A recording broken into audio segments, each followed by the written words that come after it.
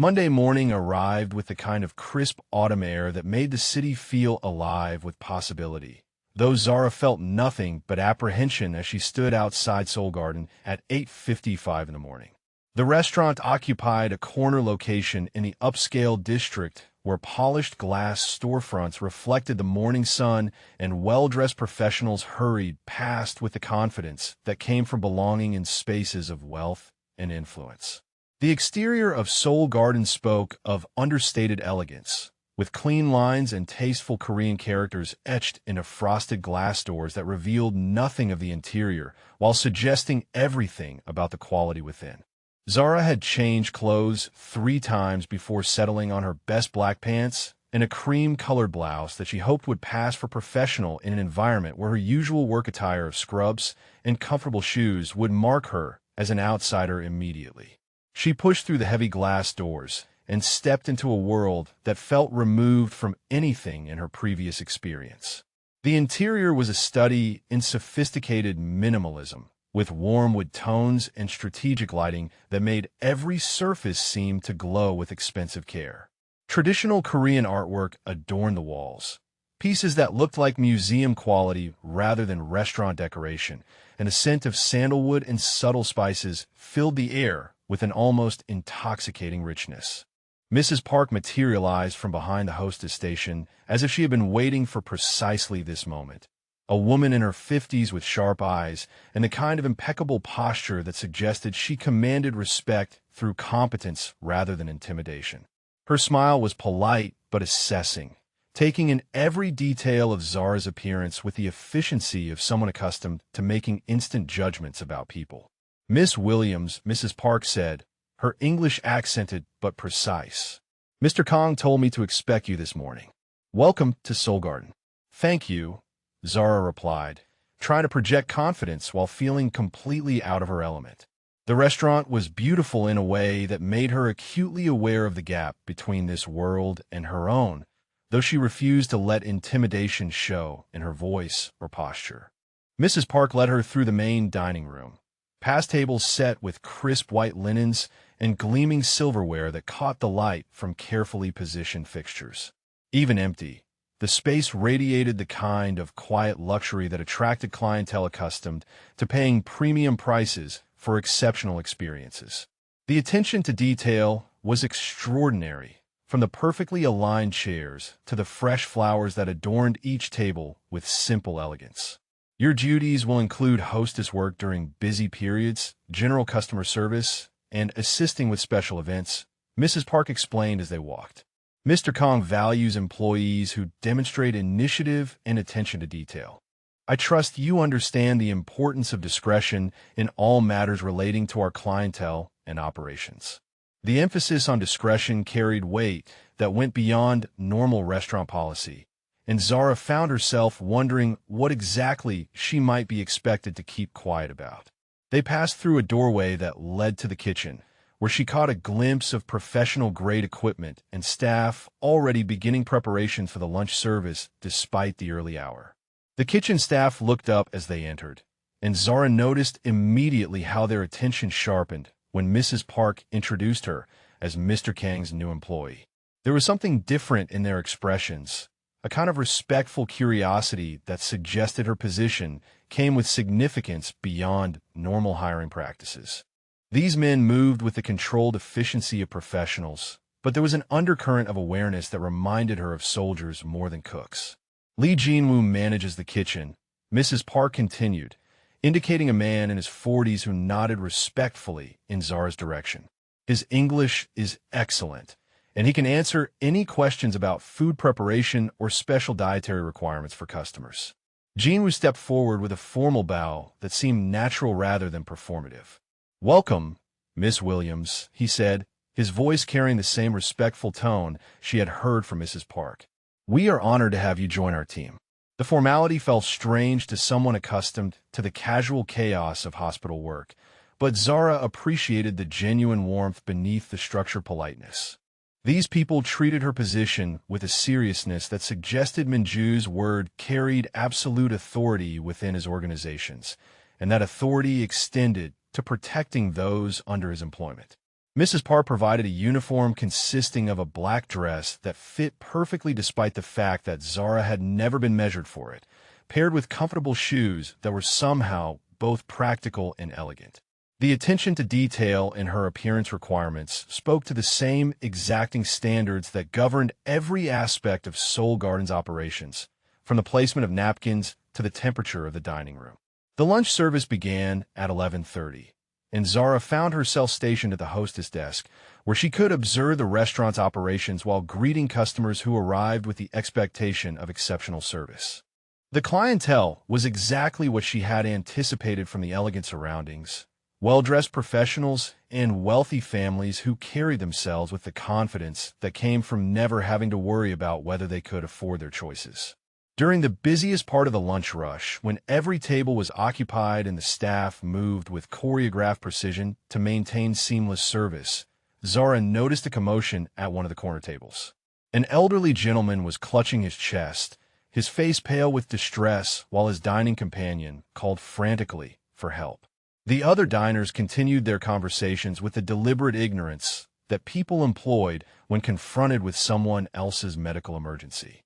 Without conscious thought, Zara moved toward the table with the focused urgency that nursing school had drilled into her reflexes.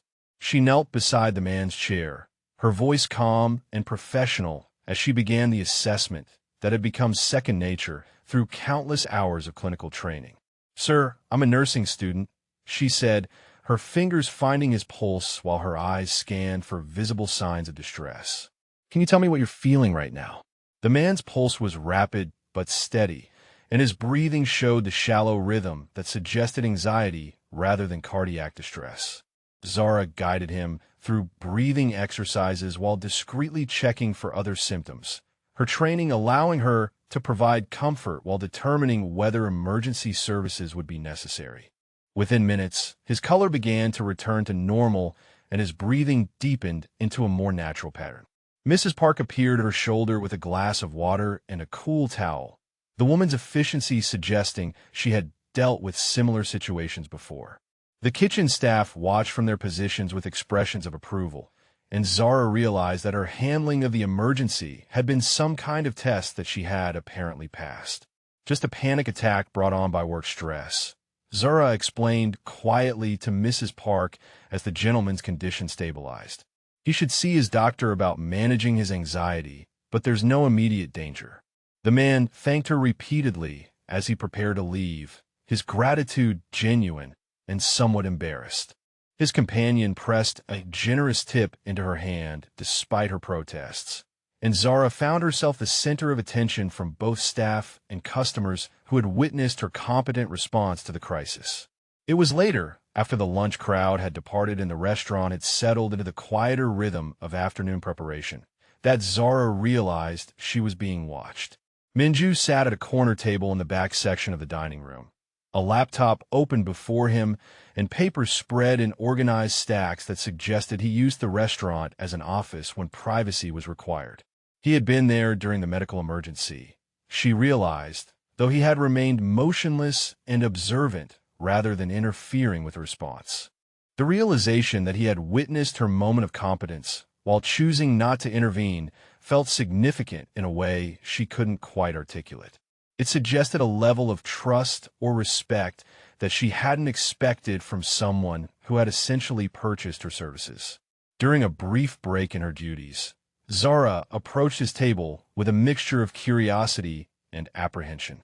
She had been working in his restaurant for hours without any direct interaction, and his silent observation felt more unsettling than if he had given her explicit instructions about his expectations.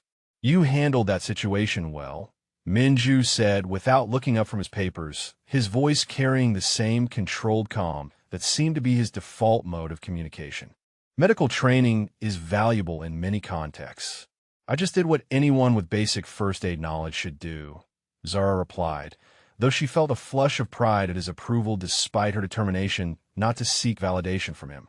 Most people would have called for emergency services and waited for someone else to take responsibility, he observed, finally raising his eyes to meet hers. "You took charge of the situation and provided exactly what was needed." That demonstrates both competence and character. The compliment felt more significant than it should have, coming from someone whose opinion shouldn't matter to her, but somehow did. There is something in his tone that suggested genuine appreciation rather than mere acknowledgement, and Zara found herself studying his face for clues about what he was actually thinking. As she prepared to return to her duties, Zara noticed a thin line of blood on her hand where she had scraped it against the edge of a chair during the emergency response. The cut was minor, barely worth mentioning, but Minju's attention had followed her movement, and his expression shifted almost imperceptibly when he saw the injury. "Let me see that," he said, rising from his chair with fluid grace that made the expensive fabric of his suit move like liquid shadow around his frame. "It's nothing, really," Zara protested, but she found herself extending her hand as he produced a first aid kit from somewhere behind his table with the efficiency that suggested he was accustomed to dealing with minor injuries in his various enterprises. His touch was gentle as he examined the cut, his fingers careful and surprisingly warm against her skin. The antiseptic stung briefly, but his attention to the small wound felt disproportionately intimate given the minor nature of the injury. Zara found herself studying his face as he worked, noting the concentration he brought to such a simple task and the way his jaw tightened slightly with what looked like concern. "You should be more careful," he said as he applied a small bandage with the same precision he brought to everything else. Injuries in professional kitchens can become complicated quickly if not properly treated. The concern in his voice surprised her, carrying a warmth that seemed inconsistent with the controlled businessman who had appeared at her door with checkbook solutions to her problems. For just a moment, she caught a glimpse of something beneath the carefully maintained exterior, something that looked almost like loneliness wrapped in expensive suits and quiet authority. As the afternoon progressed into evening, Zara began to notice details about Minju's presence in the restaurant that painted a picture she hadn't expected. He ate his dinner alone at the same corner table, his meals served by staff who treated him with obvious respect but maintained careful distance. He worked late into the evening hours, his attention focused on documents and laptop screens with the kind of concentration that suggested the weight of significant responsibility. The loneliness was subtle but unmistakable once she started looking for it, visible in the way he occupied space like someone accustomed to solitude, and the careful boundaries he maintained even with employees who clearly held him in high regard. Whatever power and control he wielded in his various enterprises came at the cost of genuine human connection, and Zara found herself wondering what had created such careful isolation in someone who couldn't be much older than herself. Her shift was nearly over when Mrs. Park approached with an envelope bearing Zara's name written in Minju's precise handwriting. Inside was a letter from her nursing school indicating that her tuition for the remaining semester had been paid in full, along with a note stating that arrangements had been made for continued payment through graduation. "Investment in your education benefits everyone involved," Minju had written on his personal stationery. "Your medical knowledge proved valuable today, and I expect it will continue to be an asset in various situations." Zara stared at the letter with its confirmation of thousands of dollars in tuition payments, money that represented the difference between finishing nursing school and being forced to drop out due to financial pressure. The gesture was enormous in its impact on her life, yet it was presented as a simple business decision rather than an act of generosity.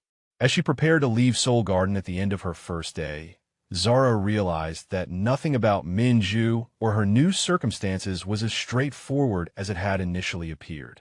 The dangerous man who had trapped her through debt obligations was also the person who had just secured her educational future, and the controlled authority that had intimidated her was balanced by moments of unexpected gentleness that suggested depths she was only beginning to recognize. 3 weeks in her new position at Soul Garden, Zara had settled into a routine that felt both natural and surreal.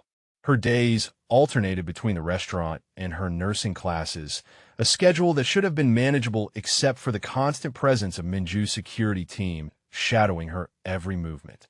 The men were professional and discreet, but their watchful presence had begun to feel like a silk cage that grew smaller with each passing day. She first noticed them during her commute to school, a black sedan that maintained perfect distance behind her bus while never quite disappearing from view. At the hospital during her clinical rotations, she would catch glimpses of well-dressed men in the cafeteria who seemed to have no business being there, but watched her with the focused attention of paid professionals. Even at the grocery store near her apartment, familiar faces appeared with suspicious regularity among the produce and checkout lines.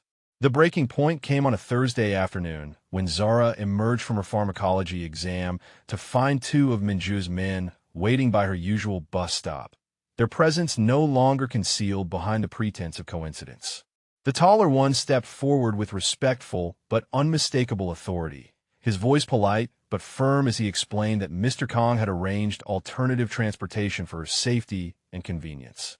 The black town car was immaculate and comfortable, with leather seats that probably cost more than her monthly rent, but Zara sat in the back seat seething with resentment that grew stronger with each block towards Soul Garden. By the time they arrived at the restaurant, her anger had crystallized into determination that this conversation with Minju would happen immediately and definitively. She found him in his usual corner table, laptop open and papers arranged with a geometric precision that seemed to govern every aspect of his existence. The afternoon light streaming through the windows caught the subtle texture of his charcoal suit and highlighted the sharp angles of his profile as he worked with the focused concentration that made him seem untouchable and remote. "We need to talk," Zara announced, her voice carrying enough edge to make him look up from his screen with raised eyebrows that suggested he was unaccustomed to being interrupted with such directness. "Of course," he replied, gesturing to the chair across from him with the same controlled courtesy that never quite concealed the underlying authority in all his interactions. "Please sit down." "I don't want to sit down," Zara said, remaining standing with her hands planted on her hips in a posture that radiated defiance. "I want to know why your men are following me everywhere I go, and I want it to stop immediately." Minju leaned back in his chair, his expression shifting to something that looked almost amused by her challenge. "Security is a necessary precaution in my line of work," he said with maddening calm. "Employees under my protection receive appropriate safeguards. I didn't ask for protection, and I certainly didn't agree to be shadowed like some kind of criminal or hostage." Zara shot back, her voice rising enough to carry across the nearly empty restaurant. "Your men are interfering with my education and making my life impossible. Their presence is discreet and professional," Minju replied, though something in his tone had shifted to match her intensity. "They have strict instructions not to interfere with your daily activities." "Discreet," Zara repeated, her laugh carrying no humor whatsoever. "They're sitting in my nursing classes, lurking around the hospital, and now picking me up from school like I'm incapable of finding my own way home. That's not protection, that's surveillance." The accusation hung in the air between them, and Zara watched as Minju's carefully maintained composure developed the first cracks she had seen since their initial encounter. His jaw tightened almost imperceptibly, and his fingers drummed once against the table surface before he caught the nervous gesture and stilled them. "You don't understand the complexities of the situation," he said, rising from his chair with fluid grace that somehow managed to seem both elegant and threatening. "There are people who would use you to get to me, Miss Williams. Your safety requires constant vigilance." "Then maybe you should have thought about that before you forced me into this arrangement," Zara countered, stepping closer to his imposing figure without backing down from the intensity radiating from him like heat from a furnace. "I never asked to be part of your dangerous world, and I refuse to live like a prisoner because you decided I belonged to you." The word "belong" seemed to strike something deep in Minju's carefully controlled facade. His dark eyes flashed with an emotion she couldn't quite identify, something raw and possessive that made her pulse quicken despite her anger. For a moment, the sophisticated businessman disappeared entirely, replaced by someone far more primitive and infinitely more dangerous. "You think this is about ownership," he said, his voice dropping to a low rasp that seemed to bypass her rational mind and speak directly to something elemental in her nervous system. "You have no idea what you represent or what I'm protecting you from."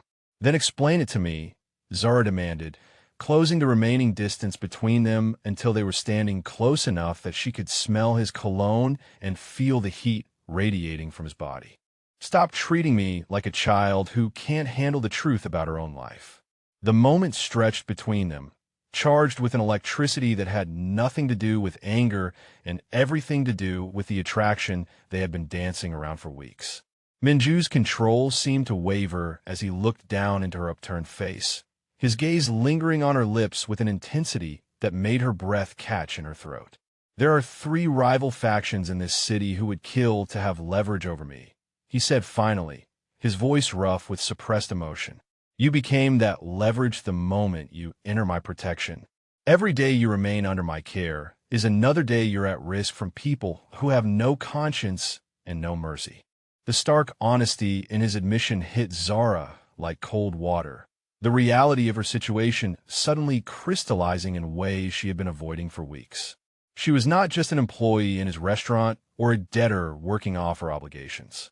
She was a weakness in his armor, a vulnerability that enemies could exploit with lethal consequences. So what am I supposed to do? She asked, her anger deflating into something more complex and frightening. Live the rest of my life surrounded by bodyguards because you decided to help me.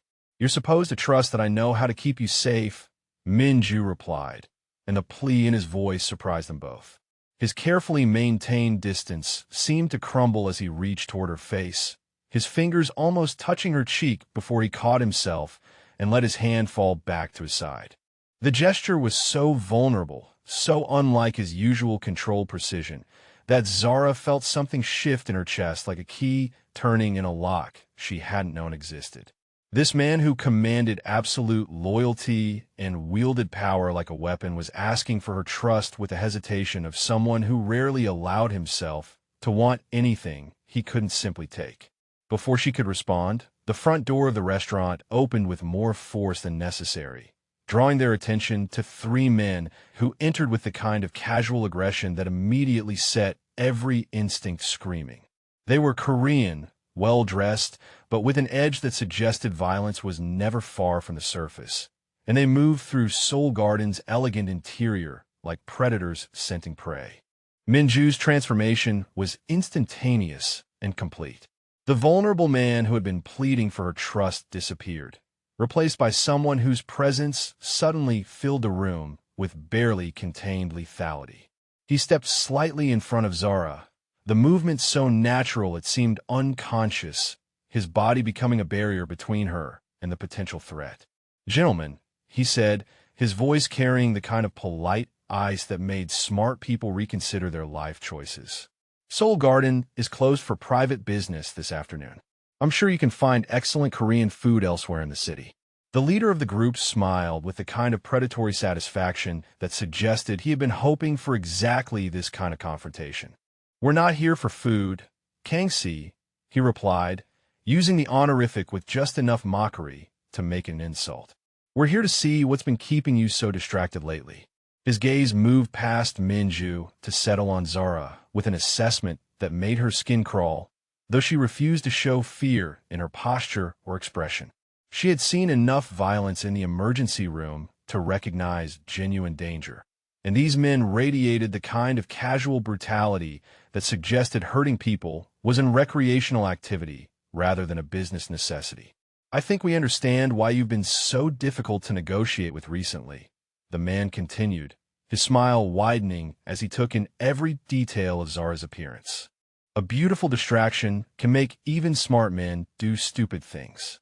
Without conscious thought, Zara stepped forward to stand beside Minju rather than behind him, her nurse's training overriding her survival instincts as she positioned herself to help rather than hide.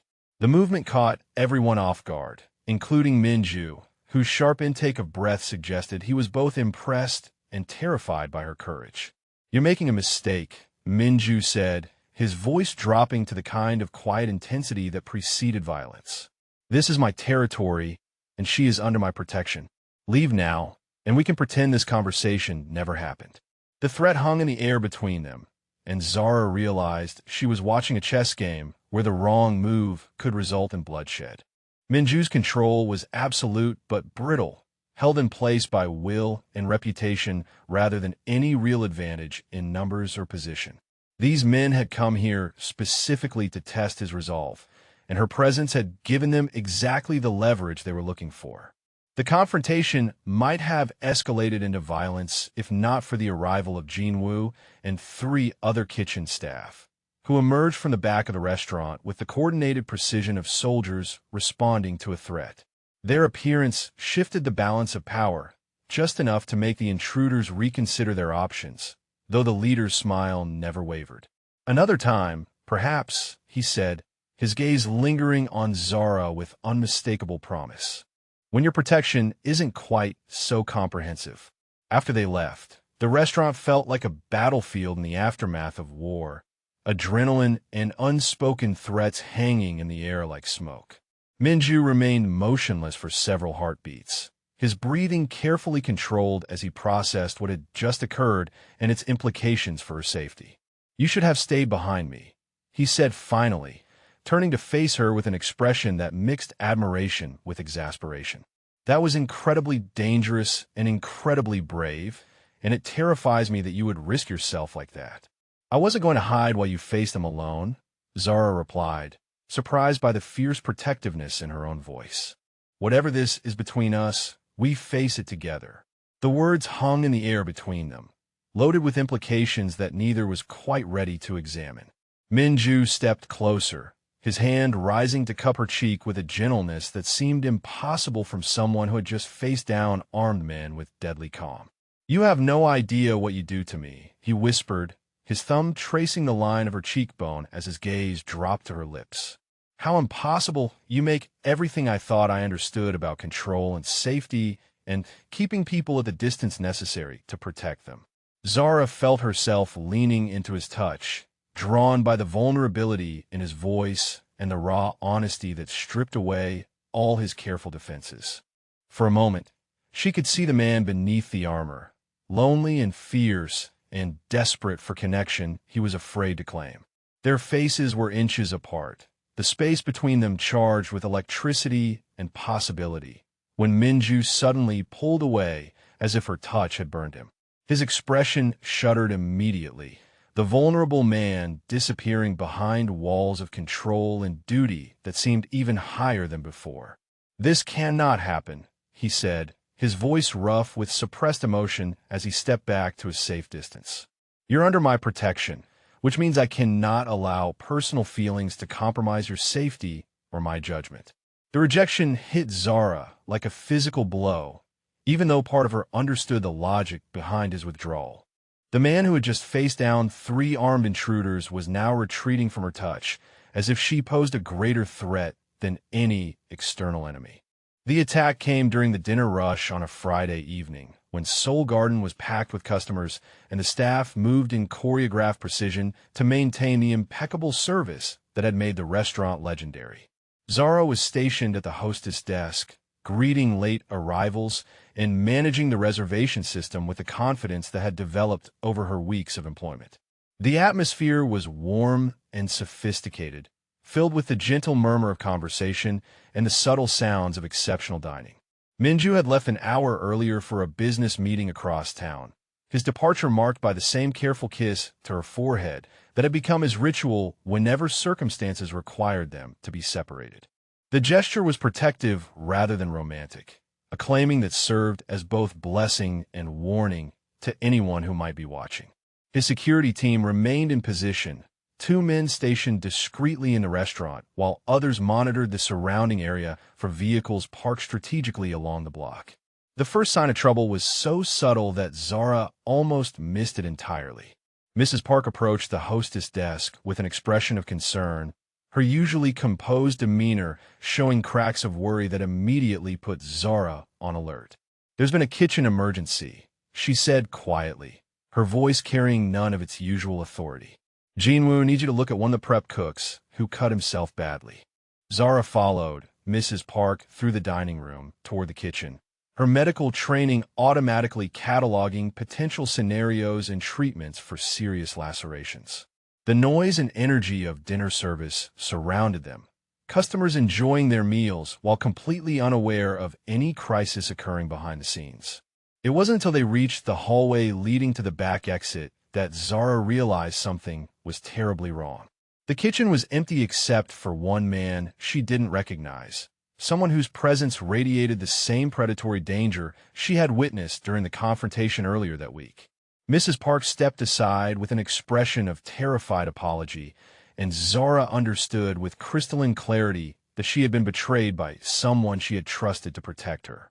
"Miss Williams," the man said with mock politeness, his smile carrying the kind of satisfaction that suggested this moment had been planned with meticulous care. "My associates, and I would like to have a conversation with you in a more private location." Two additional men emerged from the shadows of the prep area, their movements coordinated with the efficiency of professionals who had executed similar operations before. Zara's mind raced through possible escape routes and survival strategies, while her body remained outwardly calm, the emergency training that had been drilled into her consciousness taking precedence over panic. "I assume this is about Mr. Kong," she said, her voice steady despite the adrenaline coursing through her system. "Whatever business you have with him, I'm not involved in any way that would make me valuable to your objectives." "You're more valuable than you realize," the leader replied, producing a cloth that carried the sharp chemical scent of sedatives. "Your importance isn't what you know about his business operations. Your importance is what you mean to him personally." The admission confirmed what Zara had suspected but hoped wasn't true. She wasn't being targeted for information or leverage in some business dispute. She was being taken because Minju cared about her, because his feelings had made her a weapon that could be used against him with devastating effectiveness. When the chloroform cloth covered her face, Zara held her breath for as long as possible while mentally preparing for whatever came next. Her nursing training had included basic information about sedatives and their effects, knowledge that might prove useful if she remained conscious enough to apply it strategically. As darkness closed around her consciousness, her last coherent thought was a fierce determination that she would survive whatever these men had planned. She woke in a warehouse that smelled of motor oil and dust, her hands tied to a metal chair in the center of a space that echoed with the sounds of the city beyond. The lighting was harsh and industrial, casting sharp shadows that made the environment feel even more threatening than it actually was. 3 men occupied the space with her, the same ones from the restaurant, plus 2 additional figures who watched her with professional detachment. The leader sat across from her in a chair that had been positioned for maximum psychological impact, close enough to invade her personal space, but far enough away to avoid any possibility of physical retaliation. Behind him, one of his associates nursed a gunshot wound at his shoulder, blood seeping through makeshift bandages that suggested medical attention was either unavailable or too risky to obtain. "You're awake," the leader observed with satisfaction. "Excellent. We can begin making our demands now that you're able to witness the message we're sending."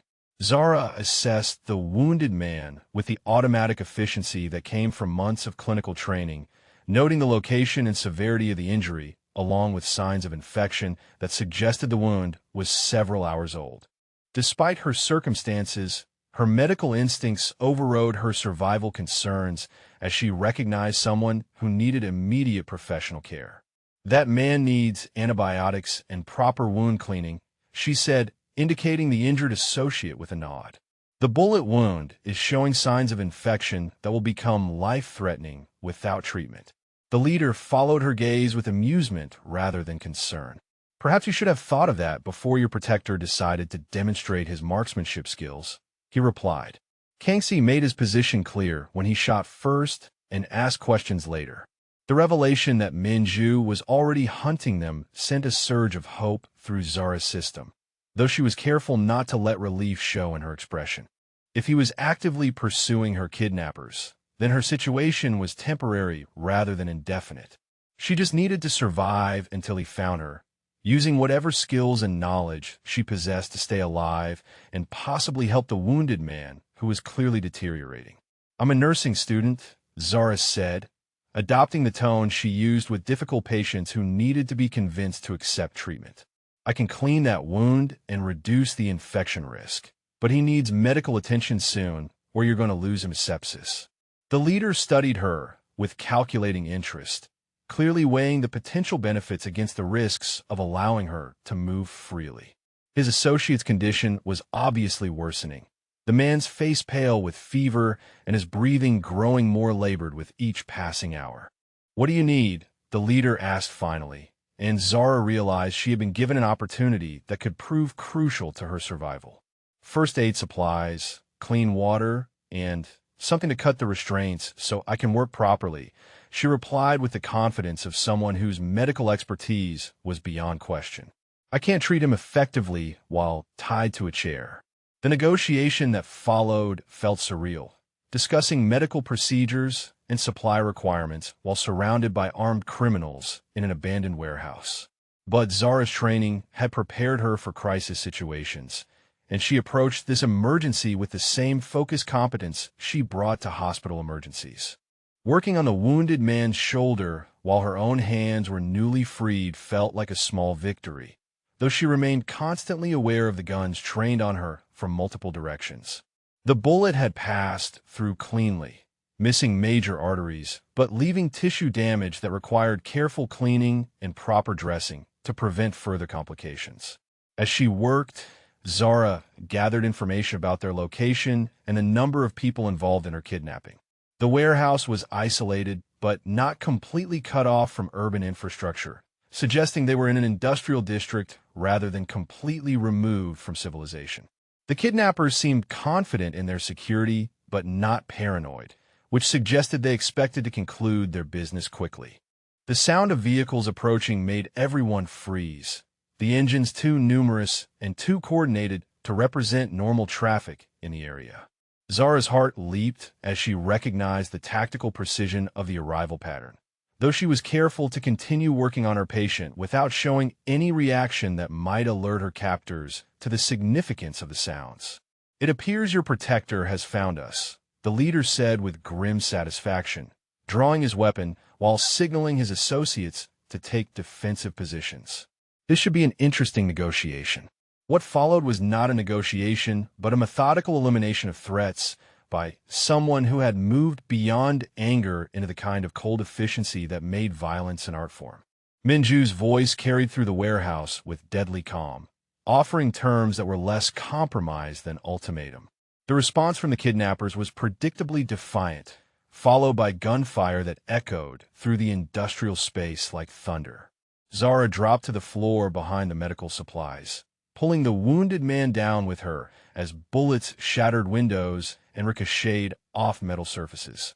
The firefight was brief but intense, the kind of violence that left no room for half measures or mercy. Through the chaos, she could track Minju's movement by the systematic way his opponents fell silent, each position cleared with lethal precision. When the shooting stopped, the warehouse felt like a tomb filled with smoke and the acrid scent of gunpowder. Zara remained motionless until she heard her name called in a voice rough with emotion and relief, then raised her head to see Minju moving toward her with desperate urgency. He was magnificent and terrifying, his expensive suit torn and bloodstained, but his movements fluid with the controlled grace of someone completely comfortable with violence. The careful businessman had been stripped away entirely, replaced by something primal and deadly that should have frightened her, but instead filled her with fierce pride. "Are you injured?" he asked, his hands moving over her with gentle efficiency as he checked for wounds or signs of trauma. His touch was reverent and desperate, as if he was afraid she might disappear if he didn't maintain physical contact. "I'm fine," Zara assured him, though her voice shook with delayed reaction to the crisis.